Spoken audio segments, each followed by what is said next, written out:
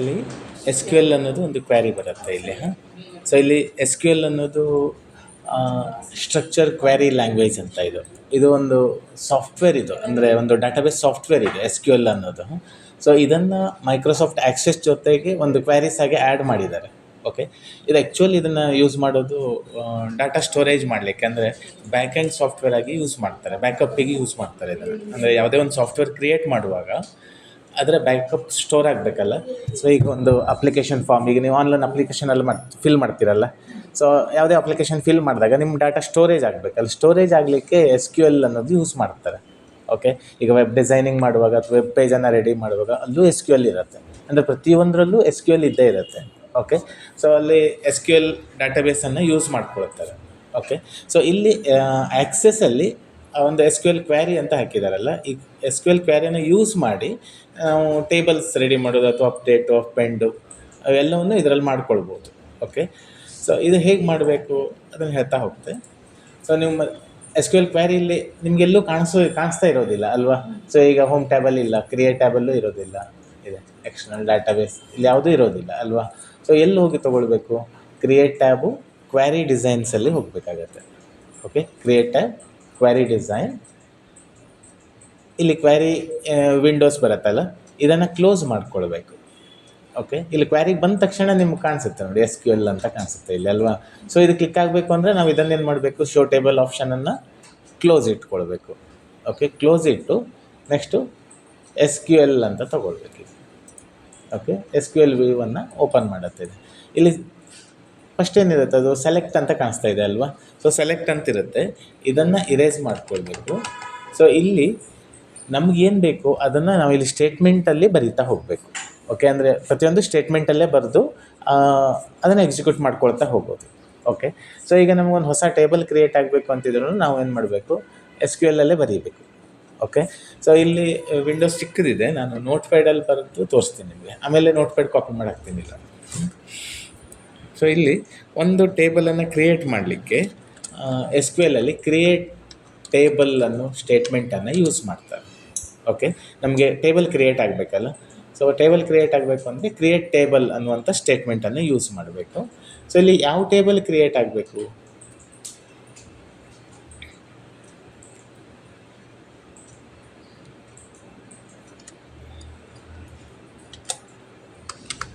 Course ಅಂತ ಬರೆಯುವ, ಒಂದು ಕೋರ್ಸ್ ಟೇಬಲನ್ನು ಕ್ರಿಯೇಟ್ ಮಾಡ್ಕೊಳ್ಳಿ. ಓಕೆ, ಸೊ ನಮ್ಮಲ್ಲಿ ಆಲ್ರೆಡಿ ಈ ಟೇಬಲ್ ಇದ್ದರೆ ನೇಮನ್ನು ಚೇಂಜ್ ಮಾಡ್ಕೊಳ್ಬೇಕು. ಇಲ್ಲಿ ಆಲ್ರೆಡಿ ನಂದೇನಾಗಿದೆ, ಈಗ ಕಾಲೇಜ್ ಇದೆ, ಎಂಪ್ಲಾಯಿ ಇದೆ, ಸೇಲ್ಸ್ ಇದೆ, ಸ್ಟೂಡೆಂಟ್ ಡೀಟೇಲ್ಸ್ ಇದೆ ಅಲ್ವಾ. ಸೊ ನಿಮ್ಗೇನು ಬೇಕೋ ಆ ಟೇಬಲ್ ನೇಮನ್ನು ಇಲ್ಲಿ ಹೆಸರು ಬರ್ಬೋದು, ಇಲ್ಲಿ ಕೋರ್ಸ್ ಅಂತ ತೊಗೊಳ್ಬೋದು. ಅಥವಾ ನೀವೇನು ಕ್ರಿಯೇಟ್ ಮಾಡ್ತೀರಿ ಆ ಟೇಬಲ್ ನೇಮನ್ನು ಬರೀಬೇಕಿಲ್ಲಿ. ಓಕೆ, ಸೊ ಇದು ಕ್ರಿಯೇಟ್ ಅನ್ನೋದು ಸ್ಟೇಟ್ಮೆಂಟು, ಇದು ಟೇಬಲ್ ನೇಮ್, ಕೋರ್ಸ್ ಅನ್ನೋದು ಟೇಬಲ್ ನೇಮ್. ಓಕೆ, ಸೊ ಇಲ್ಲಿ ಬ್ರ್ಯಾಕೆಟ್ ಓಪನ್ ಮಾಡ್ಕೊಳ್ಬೇಕು. ಓಕೆ, ಸೊ ಇದರಲ್ಲಿ ಚಿಕ್ಕದಾಗಿ ಕಾಣಿಸುತ್ತಲ್ಲ, ನಾನು ನೋಟ್ ಪ್ಯಾಡ್ ಬರೀತಾ ಹೋಗ್ತೀನಿ.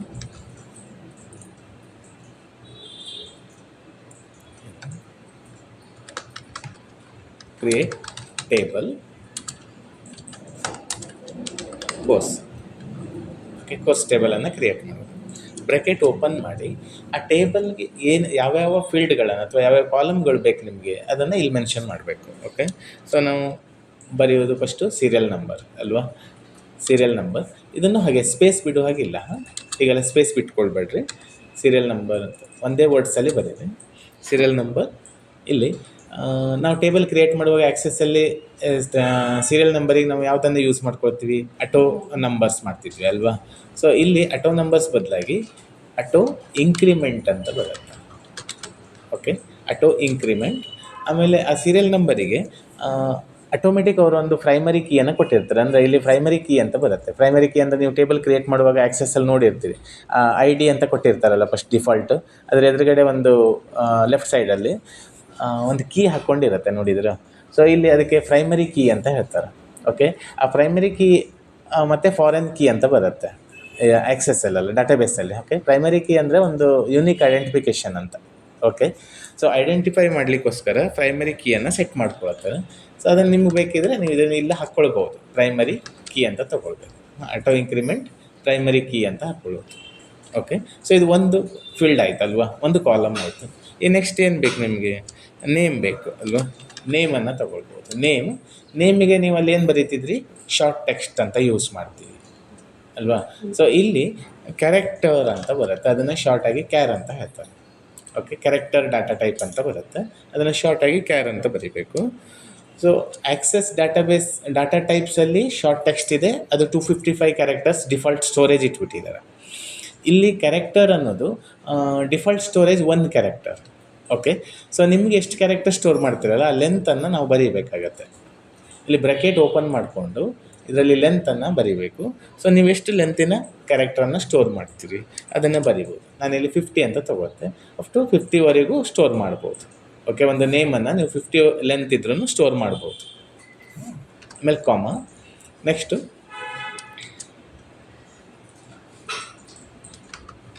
ಕೋರ್ಸ್, ಏಕೆ ಕ್ಯಾರೆಕ್ಟರ್ ಅಂತ ತಗೊಳ್ಳಿ 25.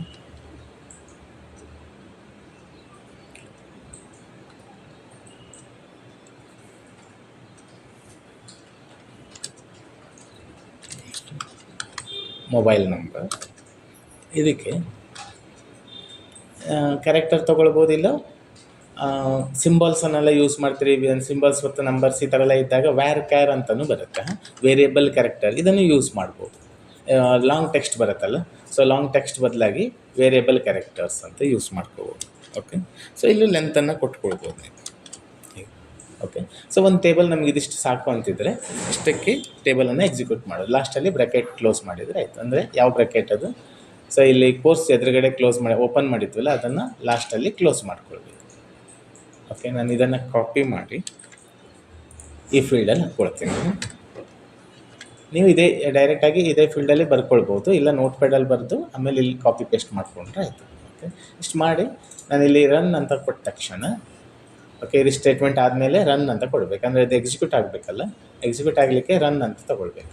ಸೊ ರನ್ ಅಂತ ತೊಗೊಂಡ ತಕ್ಷಣ ಇಲ್ಲಿ ಕೋರ್ಸ್ ಅನ್ನೋ ಟೇಬಲ್ ಕ್ರಿಯೇಟ್ ಆಗುತ್ತೆ ನೋಡಿ. ಈಗ ಕೋರ್ಸ್ ಅನ್ನೋ ಟೇಬಲ್ ಇಲ್ಲ ಅಲ್ವಾ, ಸೊ ರನ್ ಕೊಟ್ಟ ತಕ್ಷಣ ಆಟೋಮೆಟಿಕ್ ಕೋರ್ಸ್ ಟೇಬಲ್ ಬಂತಲ್ವಾ, ಕಾಣಿಸ್ತಾ ಇದೆಯಾ. ಓಕೆ, ಸೊ ಇದು ಓಪನ್ ಮಾಡಿ ತೋರಿಸ್ತೀನಿ ನೋಡಿ. Name, course, mobile number 3 column entry ಮಾಡಿದ್ವಿ ಅಲ್ವಾ. ಸೊ ಆಟೋಮೆಟಿಕ್ ಟೇಬಲ್ಸನ್ನು ರೆಡಿ ಮಾಡ್ತೀವಿ. ಓಕೆ, ಸೊ ಇದು ಟೇಬಲ್ ರೆಡಿ ಆಗಲಿಕ್ಕೆ. ಸೊ ಇದು creating new table structure. Okay, ಇದು ಟೇಬಲ್ ಸ್ಟ್ರಕ್ಚರನ್ನು ಕ್ರಿಯೇಟ್ ಮಾಡಲಿಕ್ಕೆ ಕ್ರಿಯೇಟ್ ಟೇಬಲ್ ಅನ್ನೋ ಸ್ಟೇಟ್ಮೆಂಟನ್ನು ಯೂಸ್ ಮಾಡ್ಕೊಳ್ಬೇಕು. ಓಕೆ, ಸೊ ನೆಕ್ಸ್ಟು ಇನ್ನೊಂದು, ಈ ಒಂದು ಟೇಬಲ್ ಇದೆಯಲ್ಲ, ಕೋರ್ಸ್ ಟೇಬಲ್ ಈಗ ಕ್ರಿಯೇಟ್ ಆಯ್ತಲ್ಲ, ಈ ಕ್ರಿಯೇಟ್ ಆಗಿರೋ ಟೇಬಲ್ಲಿಗೆ ಡಾಟಾ ಎಂಟ್ರಿ ಮಾಡಬೇಕು. ಓಕೆ, ಡಾಟಾ ಎಂಟ್ರಿ ಮಾಡಬೇಕು ಅಂದರೆ ಅದು SQL ಕ್ವಾರಿ ಮುಖಾಂತರ ಡಾಟಾ ಎಂಟ್ರಿ ಮಾಡೋದು.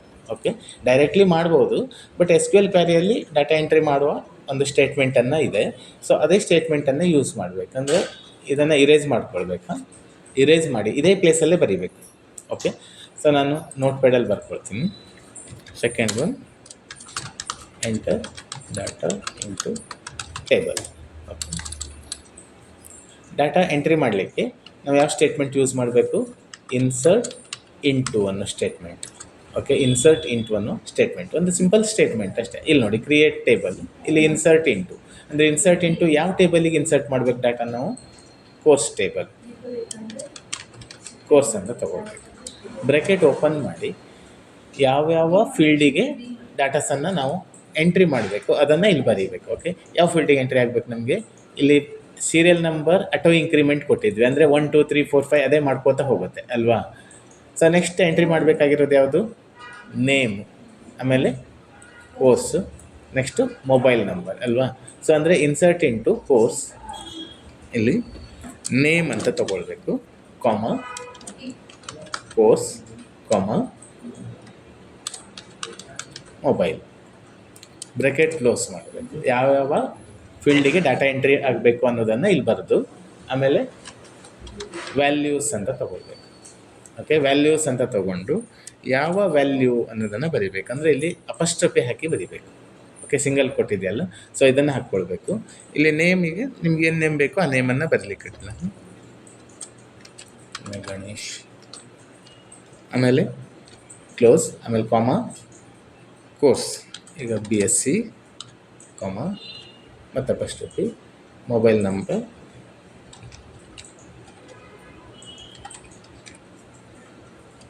ಅಪಸ್ಟ್ರಫಿ ಕ್ಲೋಸ್ ಬ್ರಾಕೆಟ್ ಕ್ಲೋಸ್. ಇದು ಒಂದು ಎಂಟ್ರಿ ಮಾಡಲಿಕ್ಕೆ.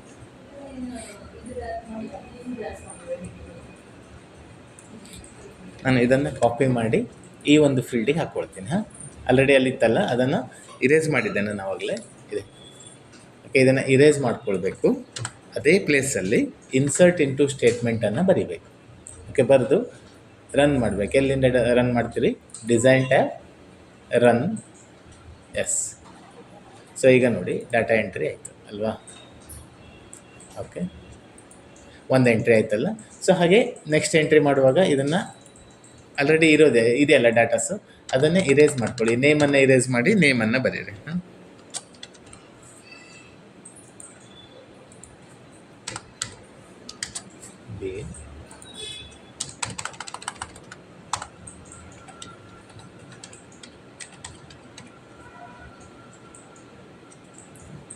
ಇಷ್ಟು ಬರೋದು ರನ್. ಎಸ್, 2 ಎಂಟ್ರಿ ಆಯ್ತಲ್ವಾ? 2 ಆಯ್ತಲ್ಲ. ಸೊ ಇನ್ನೊಂದು ಮಾಡುವ.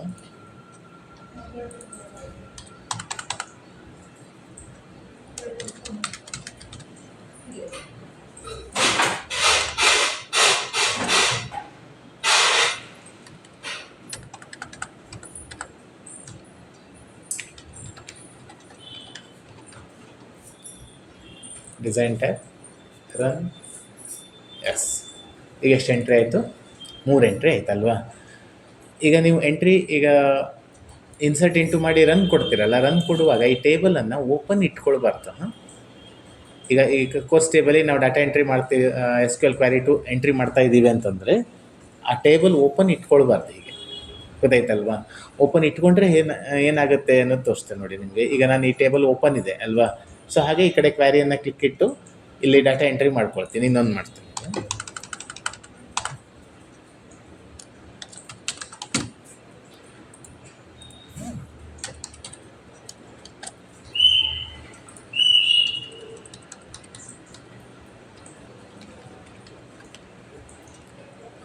Design tab, run. ಎಸ್, ಒಂದು ಡಾಟಾ ಅಪ್ ಆ್ಯಂಡ್ ಅಂತ ತೋರಿಸ್ತಾ ಇದೆ ಅಲ್ವಾ? ಆದರೆ ನೀವು ಈ ಟೇಬಲ್ ಓಪನ್ ಇಟ್ಟಿದ್ರಿ ಅಲ್ವಾ? ನಮಗೆ ಒಂದು ಡಾಟಾ ಅಪ್ ಆ್ಯಂಡ್ ಅಂತ ತೋರಿಸ್ತಾ ಇದೆ, ಬಟ್ ಟೇಬಲ್ಲಿಗೆ ಅದು ಅಪ್ ಆ್ಯಂಡ್ ಆಗಿಲ್ಲ ಅಲ್ವಾ? ಸೊ ಟೇಬಲಿಗೆ ಯಾಕೆ ಅಪ್ ಆ್ಯಂಡ್ ಆಗಿಲ್ಲ ಅಂದರೆ ಇದು ಆ್ಯಕ್ಟಿವ್ ಇದೆ ಅಲ್ವಾ? ಓಪನ್ ಹಾಕ್ಕೊಂಡಿದೆ. ಓಪನ್ ಆಗಿರೋದ್ರಿಂದ ಇದಕ್ಕೆ ಅಪ್ ಆ್ಯಂಡ್ ಆಗಿರೋದಿಲ್ಲ. ಓಕೆ, ಸಪೋಸ್ ನೀವು ಇದು ಓಪನ್ ಇಟ್ಟು ರನ್ ಕೊಟ್ಟು ನೋಡಿರ್ತೀರಿ, ಅಪ್ ಆ್ಯಂಡ್ ಆಗಿರೋದಿಲ್ಲ ಅಲ್ವಾ? ಇದು ಕ್ಲೋಸ್ ಮಾಡ್ಲಿಕ್ಕೆ ನಿಮ್ಗೆ ಗೊತ್ತಾ ಅಂದರೆ ಮರ್ತೋಗಿತ್ತು ಅಥವಾ ಕ್ಲೋಸ್ ಮಾಡಲಿಲ್ಲ, ಮತ್ತೆ ಒಂದು ಟೈಮ್ ರನ್ ಮಾಡಿದ್ರಿ ಅಂತಂದರೆ, ಸೊ ಈಗ ಮತ್ತೆ ಡಿಸೈನ್ ಟ್ಯಾಬಿಗೆ ಹೋಗಿ ಅಪ್ ಆ್ಯಂಡ್ ಆಗಿಲ್ಲ ಅಲ್ಲ, ಅದಕ್ಕೆ ಮತ್ತೆ ಒಂದು ಟೈಮ್ ರನ್ ಮಾಡ್ತೀರಿ ನೀವು. ಎಸ್ ಅಂತ ಕೊಟ್ಟರೆ ಈಗ ಮತ್ತೆ ನೋಡಿರ್ತೀರಿ, ಮತ್ತೆ ಅಪ್ ಆ್ಯಂಡ್ ಆಗಿಲ್ಲ ಅಲ್ವಾ? ಸೊ ಮತ್ತೆ ಆಗ ನೀವು ಏನು ಓಪನ್ ಇರೋದ್ರಿಂದ ಅದು ಅಪ್ ಆ್ಯಂಡ್ ಆಗೋದಿಲ್ಲ ಅಂತ ಗೊತ್ತಾಗಿರುತ್ತೆ. ರಿಪೀಟ್ ನೀವು ಕ್ಲೋಸ್ ಮಾಡಿ ಮತ್ತೆ ಓಪನ್ ಮಾಡಿ ನೋಡಿದರೆ ಒಂದೇ ಡಾಟಾ ಎಷ್ಟು ಟೈಮ್ ಓಪನ್ ಆಯಿತು ಅಂದರೆ ಎಂಟ್ರಿ ಆಯಿತು? 2 ಟೈಮ್ಸ್ ಆಯಿತು. ಓಕೆ, ಸೊ ಅಂದರೆ ನೀವು ಯಾವುದೇ ಟೇಬಲನ್ನು ನೀವು ಅಪ್ ಆ್ಯಂಡ್ ಮಾಡುವಾಗ ಅಥವಾ ಅಪ್ಡೇಟ್ ಮಾಡುವಾಗ ಅದನ್ನು ಓಪನ್ ಇಟ್ಕೊಳ್ಬಾರ್ದು. ಓಕೆ, ಸೊ ಅದನ್ನು ಕ್ಲೋಸ್ ಇಟ್ಕೊಳ್ಬೇಕು. ಈಗ 2 ಟೈಮ್ಸ್ ಎಂಟ್ರಿ ಆಗಿದೆ ಅಲ್ವಾ? ಓಕೆ, ಸೊ ಆ 2 ಟೈಮ್ಸ್ ಎಂಟ್ರಿ ಆಗಿರೋದನ್ನು ಒಂದು ಎಂಟ್ರಿ ಚೇಂಜ್ ಆಗಬೇಕು ನಮಗೆ. ಈಗ 4 ಅಥವಾ 5 ಎಂಟ್ರಿ ಇದೆಯಲ್ಲ, ಸೊ ಯಾವುದೋ ಒಂದು ಎಂಟ್ರಿ ಚೇಂಜ್ ಆಗಬೇಕು. ಸೊ ಚೇಂಜ್ ಆಗಬೇಕು ಅಂತಂದರೆ ನೀವು ಅದಕ್ಕೂ ಒಂದು ಸ್ಟೇಟ್ಮೆಂಟಲ್ಲೇ ಚೇಂಜ್ ಮಾಡಬೇಕು. ಓಕೆ,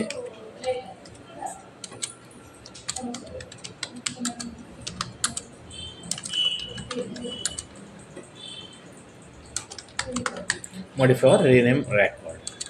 ಓಕೆ, ಇಲ್ಲಿ ಮಾಡಿಫೈ ಮಾಡಲಿಕ್ಕೆ ಅಪ್ಡೇಟ್ ಅನ್ನುವ ಸ್ಟೇಟ್ಮೆಂಟನ್ನು ಯೂಸ್ ಮಾಡಬೇಕು. ಓಕೆ, ಅಪ್ಡೇಟ್ ಯಾವ ಟೇಬಲಿಗೆ ಅಪ್ಡೇಟ್ ಆಗಬೇಕು? ಕೋರ್ಸ್ ಸೆಟ್ ಅಂತ ಬರೆದು name equal to set name, ಅಂದರೆ ನೇಮ್ ಚೇಂಜ್ ಆಗಬೇಕು, ಕೋರ್ಸ್ ಚೇಂಜ್ ಆಗಬೇಕು, ಮೊಬೈಲ್ ನಂಬರ್ ಚೇಂಜ್ ಆಗಬೇಕಲ್ವಾ? ಸೊ ಅದಕ್ಕೆ ನೇಮ್ ಈಕ್ವಲ್ ಟು ಯಾವ ನೇಮು? ನ್ಯೂ ನೇಮನ್ನು ಬರೀಬೇಕು. ಓಕೆ, ನ್ಯೂ ನೇಮ್,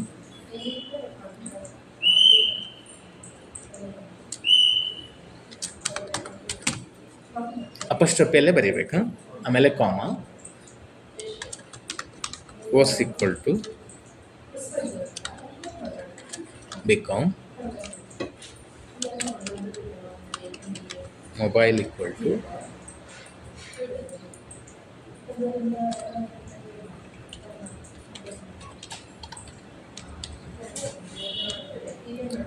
ಇಷ್ಟು ಬರೀಬೇಕು. ಸೊ ಅಪ್ಡೇಟ್ ಕೋರ್ಸ್ ಸೆಟ್ ಯಾವ್ಯಾವ ಸೆಟ್ ಆಗಬೇಕು, ನೇಮಿಗೆ ಇದು ಸುರೇಶ್ ಅಂತ, ಕೋರ್ಸಿಗೆ BCom ಅಂತ, ಮೊಬೈಲ್ ನಂಬರಿಗೆ ಈ ನಂಬರ್ ಕೊಟ್ಟಿರೋ ನಂಬರ್ ಆ್ಯಡ್ ಆಗಬೇಕಲ್ವ. ಓಕೆ, ಸೊ ಯಾರಿಗೆ ಆ್ಯಡ್ ಆಗಬೇಕು ಅನ್ನೋದು ಇಲ್ಲ ಅಲ್ವಾ. ನಾವು ಹೀಗೆ ಕೊಟ್ಬಿಟ್ರೆ ಓಲ್ಡ್ ಟೇಬಲ್ ಏನಾಗುತ್ತೆ, ಚೇಂಜ್ ಆಗಿಬಿಡುತ್ತೆ. ಅಂದರೆ ಒಂದೇ ಹೆಸರಿಗೆ ಆಗಿಬಿಡುತ್ತೆ ಇಷ್ಟೇ ಬರೆದ್ರೆ. ಯಾರಿಗೆ ಚೇಂಜ್ ಆಗಬೇಕು, ಇಲ್ಲಿ ನೀವು ಈ ಟೇಬಲ್ ಇದೆಯಲ್ಲ, ಇದರಲ್ಲಿ 4ನೇವನಿಗೆ ಚೇಂಜ್ ಆಗಬೇಕಾ ಅಥವಾ 5ನೇವನಿಗೆ ಚೇಂಜ್ ಆಗಬೇಕಾ ನೋಡ್ಕೊಳ್ಬೇಕು. ಓಕೆ, ಸೊ ಈಗ ನೀವು ಸಪೋಸ್ 5 ಸೀರಿಯಲ್ ನಂಬರ್ ಇದೆಯಲ್ಲ, ಅವ್ರು ಮಾತ್ರ ಚೇಂಜ್ ಆಗಬೇಕು ಅಂತಿದ್ರೆ ನೀವಿಲ್ಲಿ ಸೀರಿಯಲ್ ನಂಬರ್ ಬರೀಬೇಕಾಗತ್ತೆ. ಅಂದರೆ ವ್ಯಾರ್ ಕಂಡೀಷನ್ ಹಾಕಿ ಬರೀಬೇಕು. Where serial number equal to 5 ಅಂತ ಬರಿಬೇಕು. ಓಕೆ, ಹಾಗೆ ಬರೆದಾಗ ಮಾತ್ರ ಅದೇನಾಗತ್ತೆ, ಚೇಂಜ್ ಆಗುತ್ತೆ. ಸೊ ಇದನ್ನು ಕಾಪಿ ಮಾಡ್ಕೊಳ್ತೀನಿ, ಕ್ಲೋಸ್ ಮಾಡಿ. ಆ ಟೇಬಲ್ ಕ್ಲೋಸ್ ಇಟ್ಕೊಳ್ಬೇಕಾ, ಓನ್ಲಿ ಕ್ವ್ಯಾರಿ ಮಾತ್ರ ಓಪನ್ ಇರಬೇಕು. ಇಲ್ಲಿ ಪೇಸ್ಟ್ ತೊಗೊಳ್ತೀನಿ. ಈಗ design tab, run.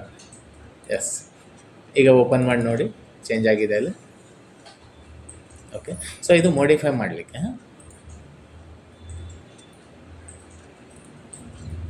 Okay, next one,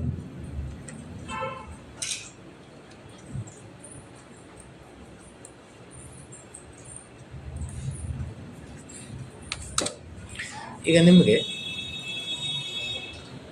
ಈ ಒಂದು ಟೇಬಲ್ಲಿಗೆ ಇನ್ನೂ ಒಂದು ಕಾಲಮ್ ಆ್ಯಡ್ ಆಗಬೇಕಿತ್ತು.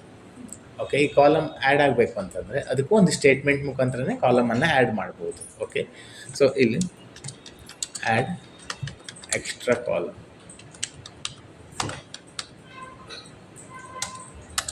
ಎಕ್ಸ್ಟ್ರಾ ಕಾಲಮನ್ನು ಆ್ಯಡ್ ಮಾಡಲಿಕ್ಕೆ ಆಲ್ಟರ್ ಟೇಬಲ್. ಯಾವ ಟೇಬಲಿಗೆ ಆ್ಯಡ್ ಆಗಬೇಕು, ಕೋರ್ಸ್ ಅನ್ನೋ ಟೇಬಲ್. ಆ್ಯಡ್ ಕಾಲಮ್, ಏನಂಗೆ ಫೀಸ್ ಆ್ಯಡ್ ಆಗಬೇಕು. ಓಕೆ, ಫೀಸ್ ಡಾಟಾ ಟೈಪ್ ಯಾವುದು, ಫೀಸಿಗೆ ಕರೆನ್ಸಿ ಅಂತ ತಗೊಳ್ಳೋದು. ಓಕೆ, ಇದನ್ನು ನೀವು ಯಾವ ಪ್ಲೇಸಲ್ಲಿ ಬರೀಬೇಕು, ಆಲ್ರೆಡಿ ನೀವು ಇಲ್ಲಿ ಅಪ್ಡೇಟ್ ಮಾಡಿರ್ತೀರ ಅಥವಾ ಏನೋ ಒಂದು ಎಂಟ್ರಿ ಮಾಡಿರ್ತೀರ, ಸ್ಟೇಟ್ಮೆಂಟ್ ಹಾಕಿರ್ತೀರ, ಇದು ಇರೇಸ್ ಮಾಡಿ ಆ ಪ್ಲೇಸಲ್ಲಿ ಇದನ್ನು ಬರೀಬೇಕಾಗತ್ತೆ. ಓಕೆ, ಬರೆದು ಡಿಸೈನ್ ಟ್ಯಾಬ್, ರನ್. ಈಗ ರನ್ ಆಯ್ತಲ್ವ, ಆಲ್ರೆಡಿ ಆ್ಯಡ್ ಆಗೋಯ್ತದೆ ಈಗ. ಓಕೆ, ಇಲ್ಲಿ ಓಪನ್ ಮಾಡಿ ನೋಡಿ, ಫೀಸ್ ಅನ್ನೋ ಕಾಲಮ್ ಆ್ಯಡ್ ಆಗಿದೆ ಅಲ್ವಾ. ಓಕೆ, ಸೊ ಸ್ವಲ್ಪ ಒನ್ ಟೈಮ್ ರನ್ ಕೊಟ್ಟ ತಕ್ಷಣ ಆಟೋಮೆಟಿಕ್ ಆ್ಯಡ್ ಆಗಿಬಿಡುತ್ತೆ ಅದು. ಏನು ಮೆಸೇಜ್ ಬಂದಿರೋದಿಲ್ಲ. ಇನ್ನೊಂದು ಟೈಮ್ ನೀವು ಆ್ಯಡ್ ಮಾಡ್ಲಿಕ್ಕೆ ಹೋದರೆ ಆಲ್ರೆಡಿ ಫೀಸ್ ಆಲ್ರೆಡಿ ಎಕ್ಸಿಟ್ ಅಂತ ಹೇಳ್ತದೆ, ಅವಾಗ ಗೊತ್ತಾಗ್ಬಿಡುತ್ತೆ ನಿಮಗೆ. ಓಕೆ, ಅಪ್ಡೇಟ್ ಆಗಿದೆ ಅಂತ. ಓಕೆ, ಸೊ ನೆಕ್ಸ್ಟು ಈಗ ಕಾಲಮ್ ಆ್ಯಡ್ ಮಾಡಿದ್ವಲ್ಲ, ಈ ಕಾಲಮಿಗೆ ಡಾಟಾ ಎಂಟ್ರಿ ಆಗಬೇಕು. ಡಾಟಾ ಎಂಟ್ರಿ ಆಗುವಾಗ ಡಿಫ್ರೆಂಟ್ ಡಾಟಾ ಎಂಟ್ರಿ ಆಗಬೇಕು. ಈಗ BSc ಅವ್ರಿಗೆ ಬೇರೆ, BCom ಅವ್ರಿಗೆ ಬೇರೆ ಫೀಸ್, ಬೇರೆ ಬೇರೆ ಫೀಸ್ ಆಗಬೇಕು. ಓಕೆ, ಸೊ ಆ ಥರ ಫೀಸನ್ನು ಅಪ್ಡೇಟ್ ಮಾಡ್ಲಿಕ್ಕೆ ಬರುತ್ತೆ. ಸೊ ಇಲ್ಲಿ ಅಪ್ಡೇಟ್ ಮಾಡಿಫೈ ಹೇಳಿದ್ನಲ್ಲ, ಇದೇ ಅಪ್ಡೇಟ್ ಸ್ಟೇಟ್ಮೆಂಟನ್ನು ನಾವು ಇಲ್ಲಿ ಯೂಸ್ ಮಾಡ್ಕೋಬೋದು. ಓಕೆ, ಅಪ್ಡೇಟ್ ಯಾವ ಟೇಬಲ್ಲಿಗೆ, course table, set fees equal to ಈಗ 18,400 ಅಂತ ತಗೊಳ್ತಾ, ಯಾರಿಗೆ ಇದು 18,400 ಅನ್ನೋದನ್ನು ಬರೀಬೇಕು. ವ್ಯಾರ್ ಕೋರ್ಸ್ ಈಕ್ವಲ್ ಟು BCom ಅಂತ ಬರೀತೆ. BCom ಅವರಿಗೆ 18,400 ರೂಪೀಸ್ ಸೆಟ್ ಆಗಬೇಕು ಆ ಕಾಲಮಿಗೆ. ಓಕೆ, ಸೊ ಇದನ್ನು ಕಾಪಿ ಮಾಡ್ಕೊಳ್ತೀನಿ. ಎಲ್ಲಿ ಬರೀಬೇಕು, ಇದು ಕ್ಲೋಸ್ ಇಟ್ಕೊಳ್ಬೇಕಾ, ಕ್ಲೋಸ್ ಇಟ್. ಆಮೇಲೆ ಇದನ್ನು ಇರೇಸ್ ಮಾಡಿ ಇಲ್ಲಿ ಅಪ್ಡೇಟ್ ಸ್ಟೇಟ್ಮೆಂಟನ್ನು ಬರೀತೀನಿ. ಆಮೇಲೆ design tab, run. Yes, two record update ಅಂತ ತೋರಿಸ್ತಾ ಇದ್ದಾನೆ. ಎಸ್ ಅಂತ ಕೊಡಿ. BCom ಎಲ್ಲಿದೆ ಅವ್ರಿಗೆ ಮಾತ್ರ 18,400 ಸೆಟ್ ಆಯಿತು ಅಲ್ವಾ. ಓಕೆ, ನೆಕ್ಸ್ಟ್ ಹಾಗೆ ಇಲ್ಲಿ ಚೇಂಜ್ ಮಾಡ್ಕೊಳ್ತಾ ಹೋಗೋದು. 20,400 BSc ಅಂತ ತಗೊಳ್ತೀನಿ. ಇಲ್ಲೇ ಚೇಂಜ್ ಮಾಡ್ಕೊಂಡ್ರೆ ಆಯಿತಾ. ವ್ಯಾರ್ ಮತ್ತು ಫೀಸನ್ನು ಚೇಂಜ್ ಮಾಡೋದಷ್ಟೇ. ರನ್. ಎಸ್, ಈಗ BSc ಬಂತಲ್ಲ. ಈಗ ಉಳಿದಿದ್ದು ಯಾವುದು, BA.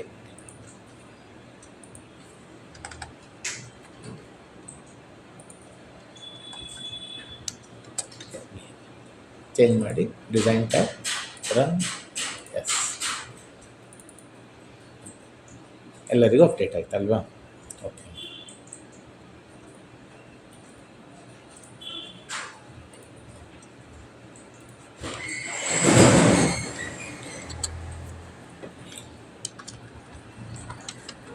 ಡಿಲೀಟ್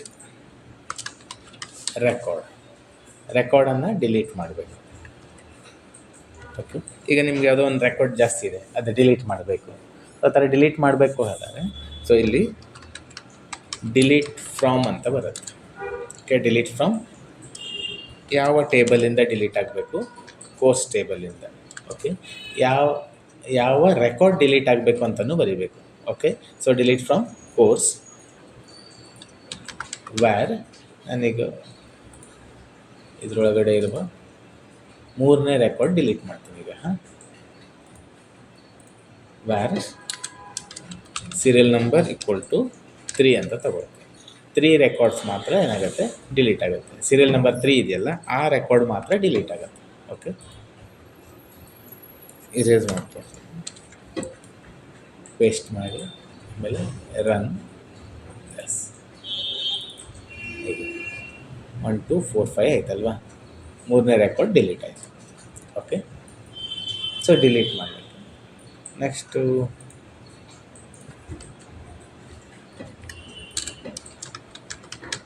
ಡಿಲೀಟ್ ಕಾಲಮನ್ನೇ ಡಿಲೀಟ್ ಆಗಬೇಕು. ಓಕೆ, ಒಂದು ಕಾಲಮ್ ಬೇಡ ನಿಮಗೆ, ಈ ಟೇಬಲಲ್ಲಿರುವ ಯಾವುದೋ ಒಂದು ಕಾಲಮ್ಸ್ ಬೇಡ ನಿಮಗೆ.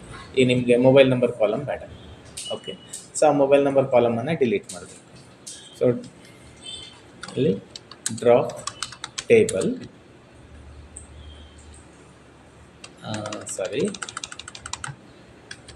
ಆಲ್ಟರ್ ಟೇಬಲ್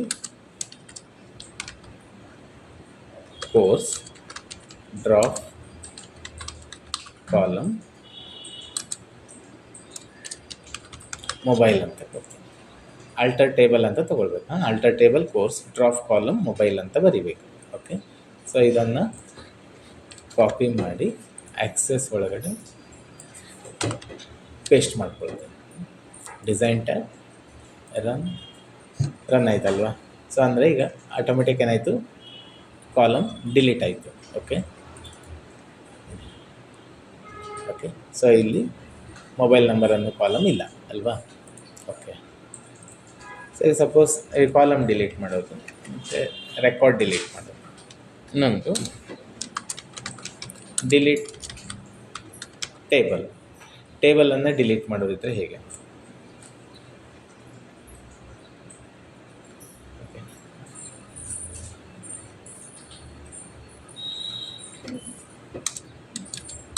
ಟೇಬಲ್ ಡಿಲೀಟ್ ಮಾಡಲಿಕ್ಕೆ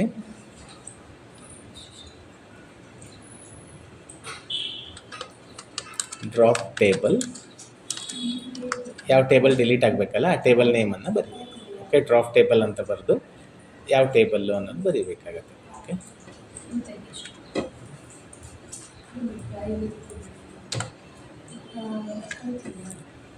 ಡಿಸೈನ್ ಟ್ಯಾಬ್. ಈಗ ನೋಡಿ, ಕೋರ್ಸ್ ಅನ್ನೋ ಟೇಬಲ್ ಇದೆಯಲ್ಲ, ಅದರ ಡಿಲೀಟ್ ಮಾಡ್ತೀನಿ ನಾನೀಗ. ಡಿಲೀಟ್ ಆಯ್ತಲ್ವಾ? Okay,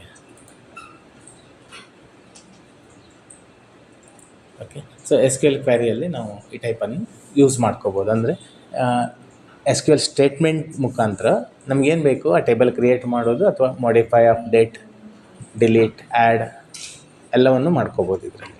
okay.